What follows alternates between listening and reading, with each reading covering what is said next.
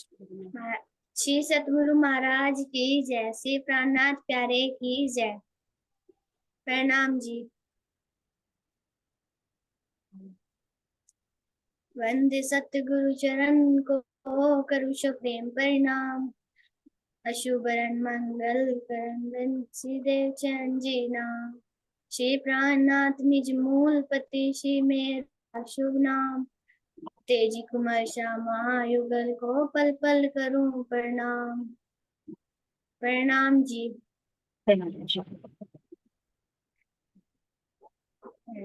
रूह मेरी तूने इतना भी नहीं जाना। ऐ रूह मेरी तूने इतना भी नहीं जाना। कितने वो कागर हैं ये भी ना पहचाना। ऐ रूह मेरी तूने इतना भी नहीं जाना। रुतबा जो तेरा इतना सब की बदौलत है। रुतबा जो तेरा इतना सभी उनकी बदौलत है। वरना इस दुनिया में तेरा क्या कीमत है। वरना इस दुनिया में तेरी क्या कीमत है। उनकी इसमें हर कुछ तो कर शुक्राना। ऐ रूह मेरी तूने इतना भी नहीं जाना। पल पल में बरसी पर रुद्र ना जानी है। पल पल में बरसी पर कदर न जानी है। माया में आकर के कर ली मन मानी है। मामूली तो मकी के सन मुख जाना।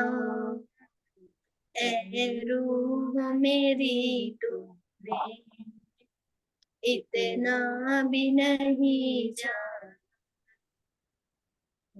रूह मेरी तूने इतना भी नहीं जाना।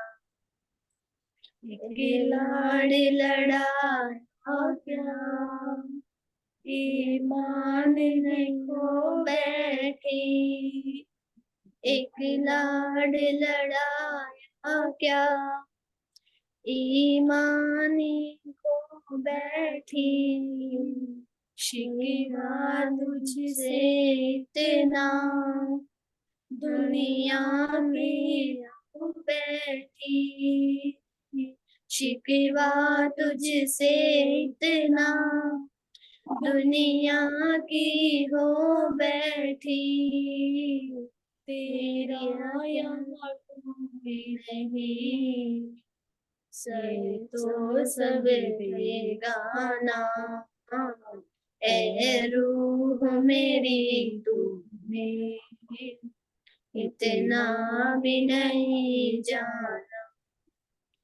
कितने वो कागर हैं ये भी ना पहचाना। ऐ रूह मेरी तूने इतना भी नहीं जाना। बोलो श्री प्राणनाथ प्यारे की जय। श्री सतगुरु महाराज की जय। प्रणाम जी। प्रणाम जी। हरिहर सखी निर्मल बाई जी की जय।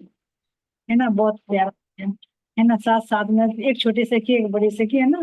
बहुत बहुत राज्य महाराज जी की मेरे ऐसे बरसते रहे और ऐसे बढ़ते रहो।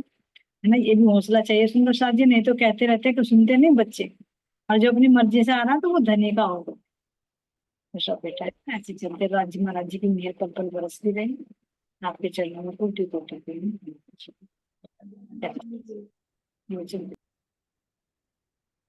बोले श्री प्राणनाथ प्यारे की जय, श्री सद्गुरु महाराज जी की जय, राम के धनी की सद्गुरु श्री रामचंद्र जी महाराज जी की जय। सुंदर शाह जी आप सबके धाम हृदय में विराजित प्राण प्रियतम प्राण वल्लभ के मेरे चरणों में कोटि करते हैं।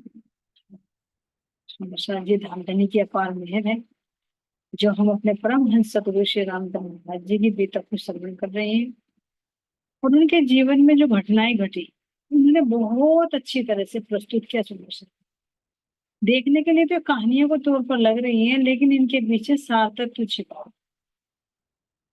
वो सार जिस इन मुसीबतों से निकलने का एक तरीका है जिनमें अधिकतर उलझेगा। तो अभी कल हमने प्रसंग सुना कि किस तरह से महाराज जी और रामानंद जी और देवगिरी कहाँ पर जाते सुंदर साथ जी, राजा के महल। तो रामानंद जी ने पहले कहा कि हम महल के दर्शन कर ले, किले के दर्शन कर ले, लेकिन महाराज जी ने कहा भाई किले के क्या दर्शन करे, जड़ गए चेतन के दर्शन करेंगे।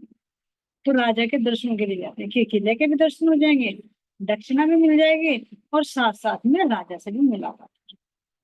लेकिन वे जैसे वहां पहुंचते हैं तो वहां तो राजा नहीं रहते, तो जो उनका दरबारी था वो कहता कि भाई तलवार का दर्शन कर लो, लेकिन उन्होंने कहा कि हम तलवार का दर्शन थोड़ी ना करने के लिए आए, हम तो राजा से मिलने के लिए आए हैं। उन्होंने कहा कि राजा तो नहीं, कि राजकुमार है, लेकिन वो कह देते हैं कि राजकुमार जब आएगा तो हमें दर्शन करा देना।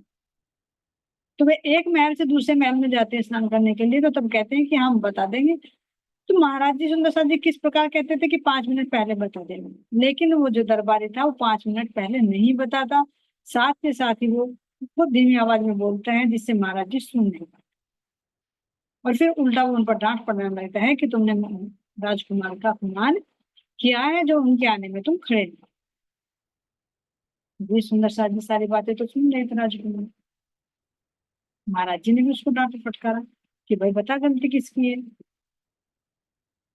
भाई तू 5 मिनट पहले बता तो हम खड़े हो जाते, लेकिन तूने बताया नहीं तो गलती किसकी है।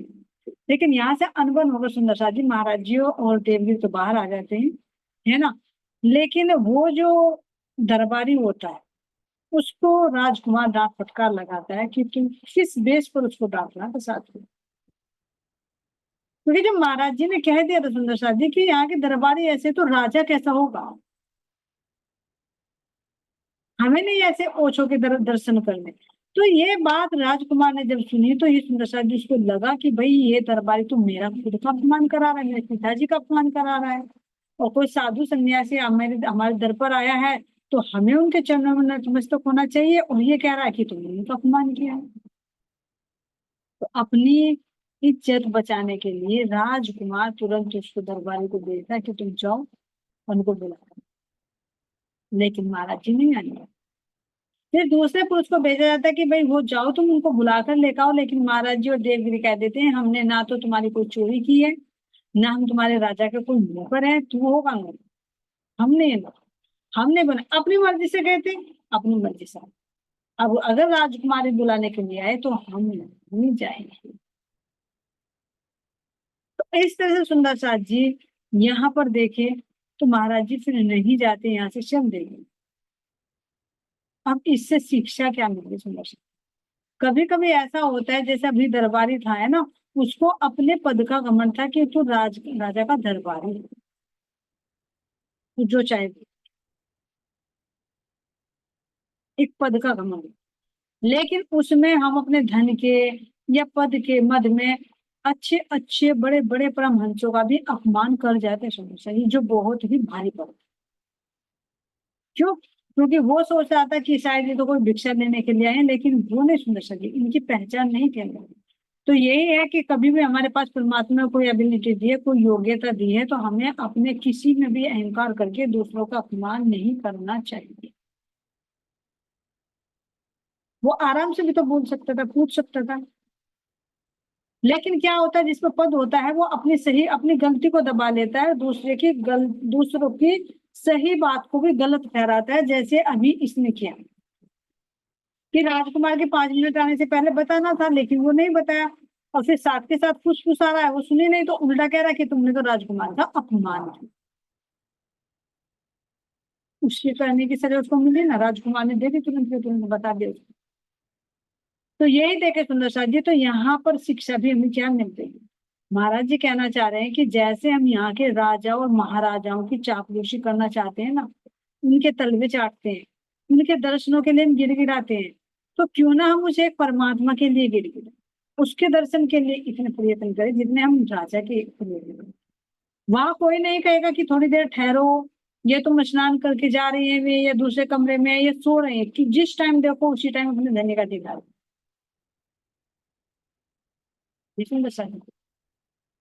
यहाँ के राजाओं की कितनी चापलूसी करनी पड़ेगी, ध्यान आ रहा ना। इंद्रावती जी को भी जब वो विधवा हो रहा था, सुंदर साथ जी सतगुरु महाराज जी से अलग थे, और उनको जब मंत्री पद संभाल लिया, फिर अहमदाबाद जाना पड़ा, तो वहां जो राजाओं की जी हजूरी करनी पड़ती थी, मस्तक झुकाना पड़ता था, वहां अंदर से आत्मा कसोटती थी, अरे तू इन मुसलमानों के चरणों में नतमस्तक हो रहा है, इनके चरण छू रहा है, इससे अच्छा तो तू अपने सतगुरु के चरणों में जाकर नतमस्तक हो जा। जो तू एक अहंकार को लेकर आ गया कि जब तक मुझे सतगुरु महाराज जी नहीं बुलाएंगे मैं नहीं आऊंगा, तो तू उस अहंकार को तोड़ दे, सतगुरु के शरण में जा। यहाँ के लोगों की जी हजूरी करने से, यहाँ के चरणों पकड़ने से, यहाँ की सलाम करने से, तू अपने सतगुरु के चरणों में क्यों नहीं सलाम कर, जो सर्वसमर्थ है सब कुछ देने।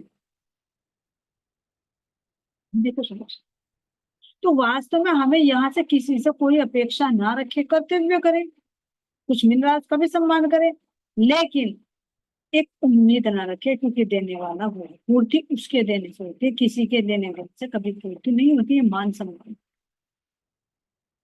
और यहाँ लोग कितनी दुर्गति तक करा लेते, अपमान तक करा लेते हैं।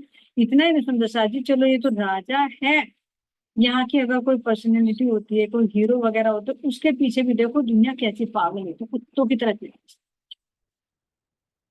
तो महाराज जी से सीखे, किसी के पीछे मैं अंधा नहीं होना। अब पीछे जो केस हुआ, अंधे हो गए तो वहां की चरणों की धूल से मर गए वहीं पर। ये देखो, जो सतगुरु के अंदर का लेना है वो लेना, बाहर से क्या करोगे लेकर के। अब यही विचार सती। तो ऐसे ही देखो ध्रुव के भी आता है कि जो उत्तानपाद उनकी पत्नी थी सुनीति और सुरुचि, है ना, और उनके दो उनका पुत्र हुआ, लेकिन क्या था, जब पहली पत्नी को तो नहीं हुआ था, जो सुनीति थी, सुनीति के, लेकिन सुनीति के नहीं हुआ था, फिर सुरुचि आए तो सुरुचि के पुत्र हुआ। तो जो सुनीति का पुत्र था ध्रुव, उसने भी ये सोचा कि जैसे ये पिताजी की गोद में बैठते तो मैं भी गोद में बैठू, लेकिन जो सौतेली माँ थी, सुरुचि थी, सुरुचि, उन्होंने क्या किया कि तू पिता की गोद में बैठेगा, धक्का देके उतार देती है, कहती कि अगर तुझे यहाँ राजा की गोद में बैठना है तो मेरी कोख से जन्म, इस पर तो मेरा बेटा बैठे। तो यही बात जब उन्होंने सुनी सुंदर साथ जी ध्रुव ने, तो रोता रोता अपनी माता जी के पास गया, तो उनकी माता ने क्या कहा कि तुझे बैठना है ना तो उस परमात्मा की गोद में बैठ, जैसे तुझे कोई नहीं बैठा, जैसे तुझे किसी कोख से जन्म नहीं लेना पड़ा। देखो ऐसी होती है सुंदर साथ जी ने अपने बेटे के अंदर लगा दी लगन कि बैठना है तो सर्वेश्वर की गोद में बैठ। और वो भी इतनी बात लगी कि जब भी घर छोड़कर चल दिया, तब करके 5 वर्ष की अवस्था में नारायण ने भी आके सुंदर साथ जी कितने उनको करा, गर्मी सर्दी सब कुछ सहन किया। नारायण ने भी आके, नारद जी ने भी परीक्षा ली कि भाई तू इतना बाल्य अवस्था में इतनी भक्ति कर रहा है, तुझे क्या चाहिए बता, जो चाहिए वही दूंगा मैं तुझे। लेकिन उन्होंने कहा नहीं, जो मेरी माँ ने इशारा किया ना, मेरी माँ ने कहा मुझे उसी परमात्मा ने उसी की गोद में बैठी, नारायण तक की भक्ति कर रहे थे। तो नारायण की गोद कहाँ सुंदर सा जी, परमात्मा का अक्षर थी, इसका तो नहीं पता था, लेकिन फिर भी जहां तक का पता था वहां तक की प्राप्त करनी बहुत बड़ी उपलब्धि है यहाँ की अपेक्षा। तो घोर तपस्या करने के बाद क्या विष्णु भगवान ने दर्शन नहीं दिए, और फिर ये भी कहा कि अब तू राजपाट भी संभाल, बाद में भी राजपाट भी किया उन्होंने। लेकिन जब एक बार परमात्मा मिल जाते हैं तो ये सुंदर साथ जी राजपाट भी बहुत भली भांति चलता है। इसीलिए हम सोचते हैं जैसे छोटे बच्चे ने भजन गाया, अब छोटे बच्चे के अंदर जो संस्कार पड़ जाएंगे तो ये पढ़ाई में भी सही चलेगा, गृहस्थी भी अच्छी तरह से संभालेगा, बाहर व्यापार करेगा उसमें भी ईमानदार रहेगा, गलत रास्ते पर नहीं चल पाएगा। क्यों? क्योंकि अंदर में वो जागृत है। और हम उसको गलत ले लेते हैं, अरे हमारा बच्चा छोटा से भक्ति में लग गया तो गृहस्थी छोड़कर सन्यासी हो जाएगा, तो बाबा हो जाएगा, फिर हमारा बुढ़ापे में सहारा कौन बनेगा। ये देखिए सुंदर सर, कि जिनकी औलाद नहीं होती उनका गुजारा नहीं होता, उनको बुढ़ापा नहीं आता। सही पूछे तो उद्धार हो जाए। अगर हमारा पुत्र भक्ति में लग जाए तो जीते जी माता पिता का उद्धार हो जाता है। जी जैसे हमारे परमहंस गोपाल मुनि जी के माता पिता का उद्धार हो गया था काशी में ही, देखिए। लेकिन हम उसे गलत ले जाते, और इसी डर की वजह से हम अपने बच्चों को रोकते हैं। सही पूछे ना, अंदर की दृष्टि से देखे, हम उनके माता पिता नहीं, हम फिर उनके दुश्मन। क्यों दुश्मन? क्योंकि हम अपने स्वार्थ के लिए उनको पढ़ा रहे हैं, लिखा रहे हैं, उनकी नौकरी लगवा रहे हैं। किसके लिए? हमारे बुढ़ापे का सहारा बने, कहीं वो हमें छोड़कर न चले जाए, कहीं परमात्मा की भक्ति में न लग जाए।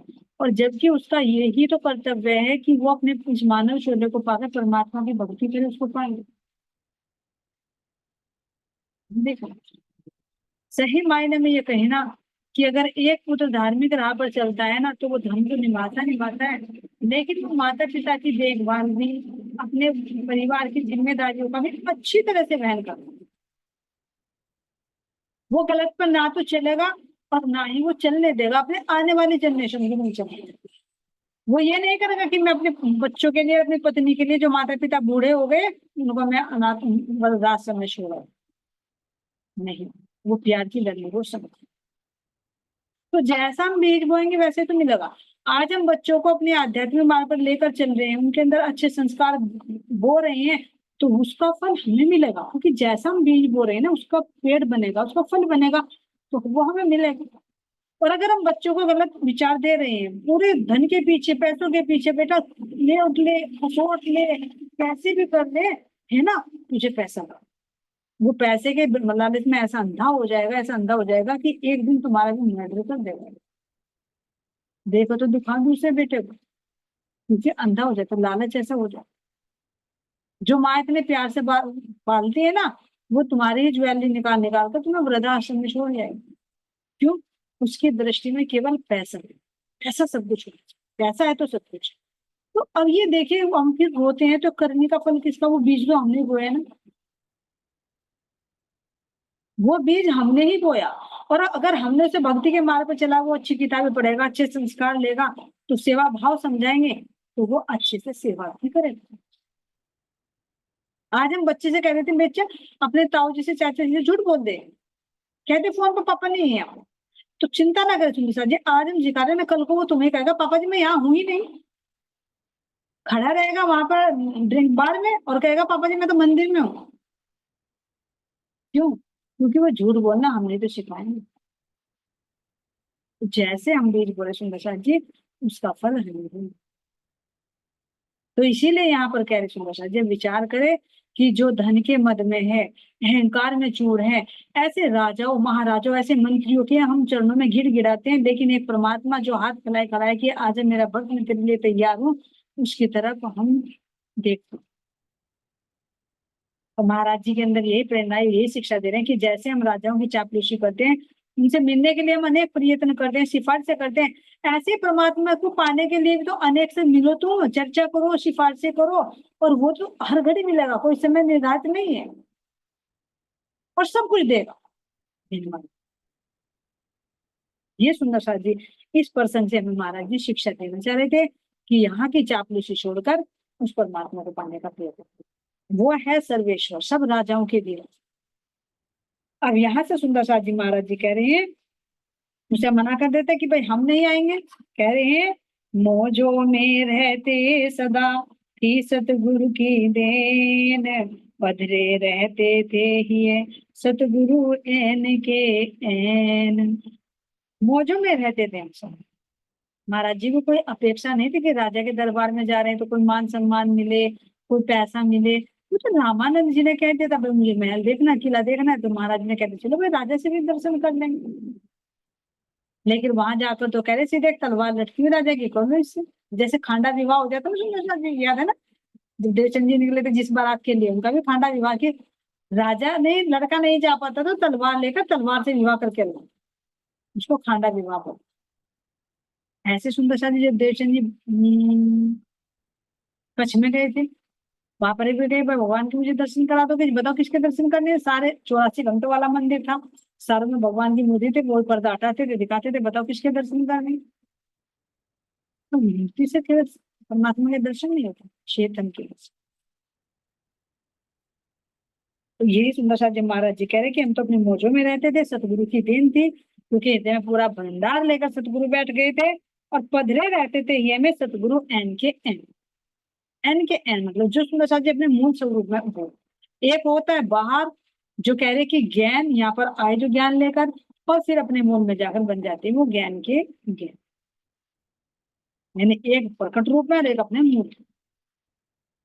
कह रहे यहाँ पर कुछ दिन और वहां ठहरे, हम तत्पश्चात चले आगे, बड़े दिन चल कर प्या प्या दे, दरभंगा पहुंचे जाके। कह रहे कि हम वहां पर कुछ दिन थे और उसके पश्चात कहाँ पर चल दिए? पैदल ही पैदल दरभंगा जा पहुंचे। और वहां क्या था? एक बहुत ही सुंदर रमणीक आश्रम, दरभंगा, है ना, और सब प्रकार की वहां पर सुविधा। तो जब वहां पर ठहरने लगे तो रामानंद जी के दिल में फिर कुछ ना कुछ विचार उपजा। तो उनके दिल में दरभंगा में जाकर विचार उपजा कि चलो भाई नगर में भिक्षा मांग लाए। अब महाराज जी तो प्रभु सुंदर साहब जी मांगते नहीं थे, मुझे पहले से ही आदत थी। देखा बचपन की लीलाएं सारी याद की, कच्चे चन गेहूं जो है वही खा गए, आटा गोला पी गए, कभी स्वाद को तो जाना ही नहीं, लेकिन मांगनी अपनी आदत। तो रामानंद जी कह रहे हैं कि चलो भाई नगर में आज भिक्षा तुम कर लाए, भिक्षा मांग कर ले। तो महाराज जी ने कहा, क्या कह रहे सुंदर साहब जी? हमें हमेशा उल्टी सूझा करती थी बोले उससे। जो रामानंद बोलता था तो महाराज जी उसके विपरीत सोचे, तो कैसे? मैं तो हमेशा उल्टा सोचा। उल्टा नहीं सुंदर साहब जी, रामानंद जी की दृष्टि से देखे तो उल्टा था, लेकिन महाराज जी की दृष्टि से देखे तो सीधा। क्या कहा महाराज जी ने? भाई 100 द्वार तू टक्कर मारेगा और क्या हासिल होगा तुझे? नगर में घर घर जाएगा, 100 घर जाकर मांगेगा, क्या मिलेगा तुझे? जरूरी थोड़ी हर घर से मिले।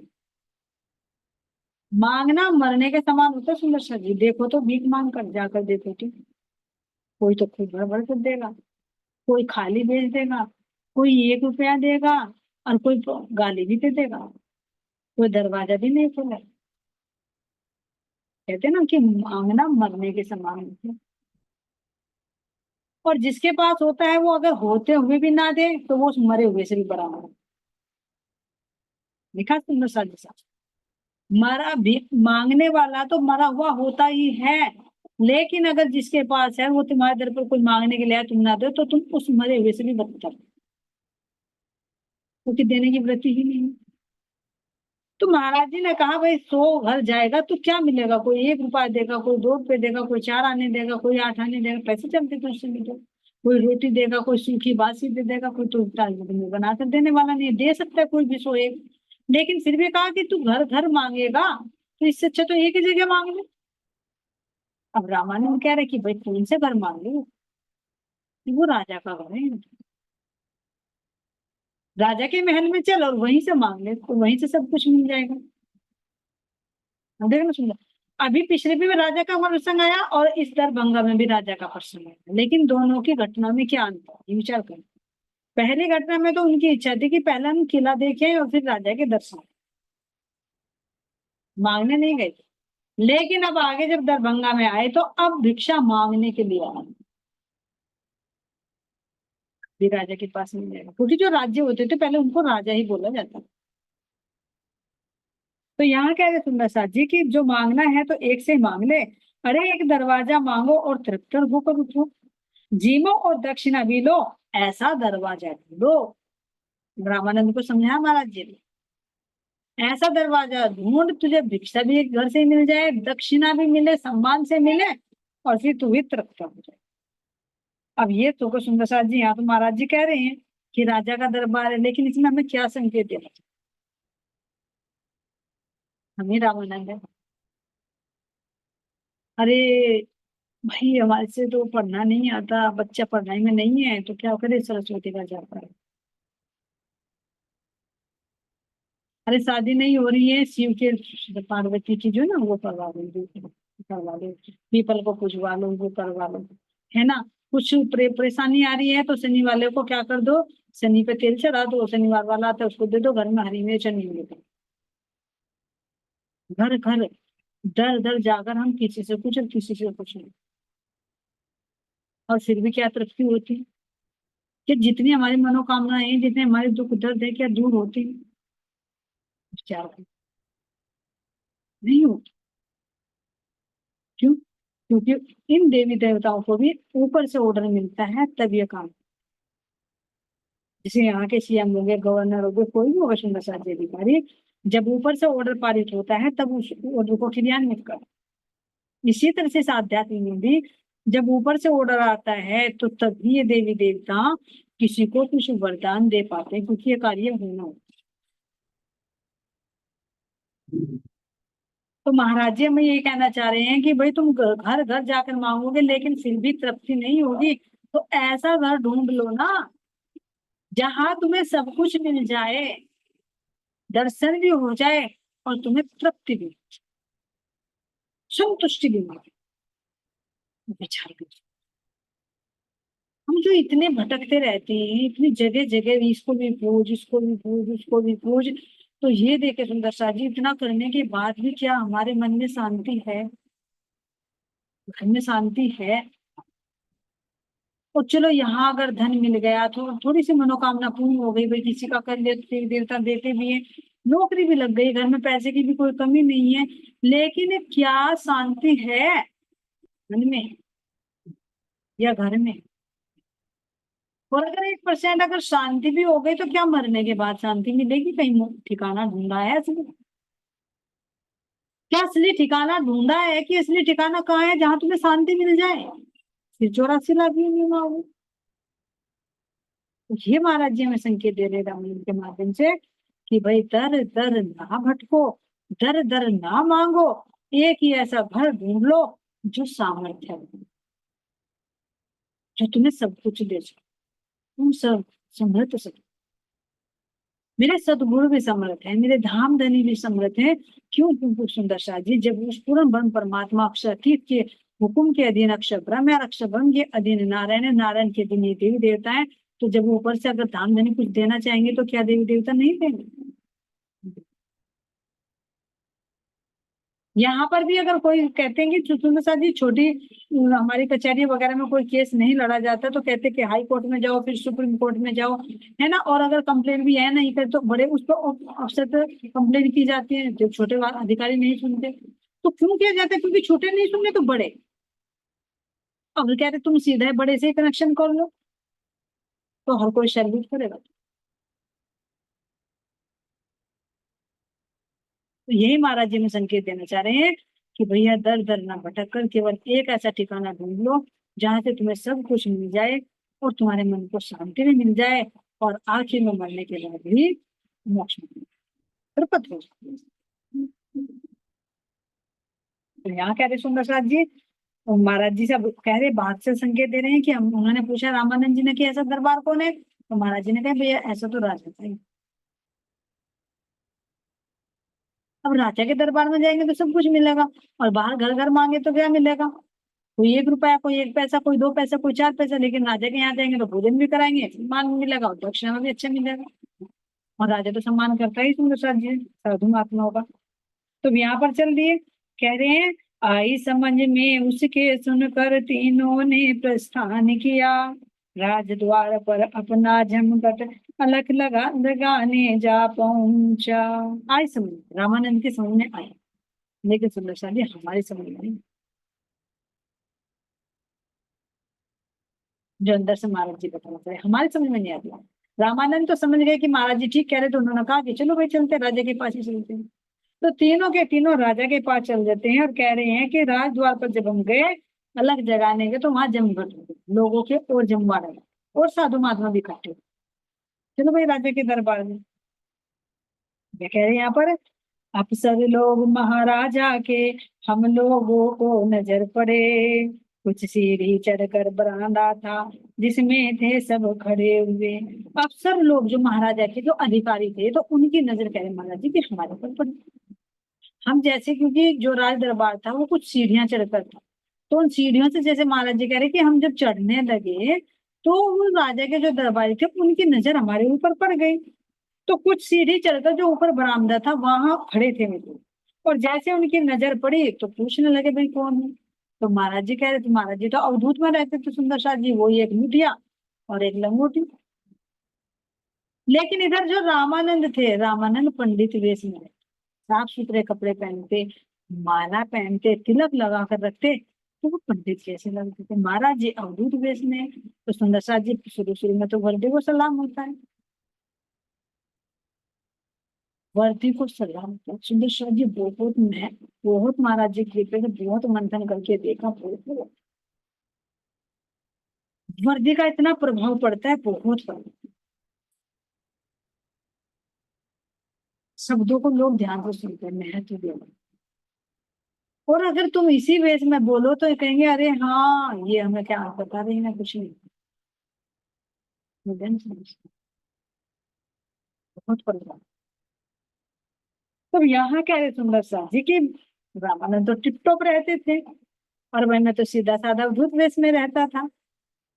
अब वो राजा के जो दरबारी थे वो तो वेश को देखो सलाम करते। तो यहाँ कह रहे सुंदर शाह जी, महाराज जी ने रामानंद को हुक्म दे दिया।